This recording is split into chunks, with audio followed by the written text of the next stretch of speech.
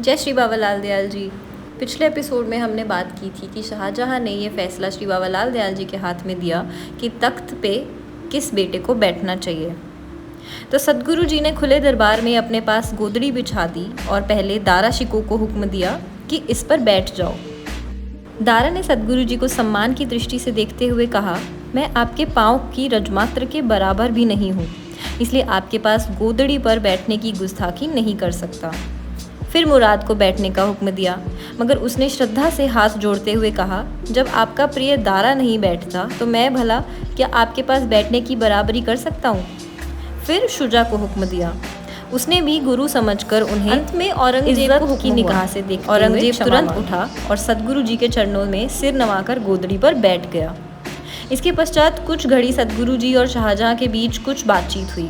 फिर शाहजहाँ ने सभी को अपने अपने घरों के लिए चले जाने के पश्चात शाहजहाँ ने हाथ जोड़कर पूछा, महाराज तख्त का हुक्म किसको है। सदगुरु जी ने कहा, शाहजहाँ हमने यहाँ दिल्ली का तख्त ही बिछा दिया है, इसके ऊपर बैठना सिवाय औरंगजेब के किसी ने मंजूर नहीं किया। ये सुन शाहजहाँ को बड़ी निराशा हुई। फिर भी उसने साहस करके कहा, महाराज मैं तो दारा को बैठाना चाहता हूँ, अपने जीते जी औरंगजेब को ना बैठने दूंगा। सदगुरु जी ने हंसते हुए कहा, शाहजहाँ मालिक ने उसे बैठने का हुक्म दिया है, उसके काम में दखल अंदाजी करना ठीक नहीं। शाहजहाँ ने निराशापूर्ण स्वर में कहा, महाराज मुझसे ये ना हो सकेगा, किसी तरह से भी ना हो सकेगा।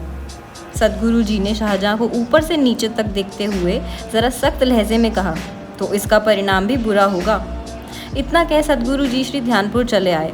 उधर श्री ध्यानपुर में उनके पहुंचने से पूर्व कई एक हिंदू साधु महात्मा सदगुरु जी के आने की अधीरतापूर्वक प्रतीक्षा कर रहे थे। इसके आगे की कहानी हम आपको अगले एपिसोड में सुनाएंगे। जय श्री बाबालाल दयाल जी, जय सिया राम।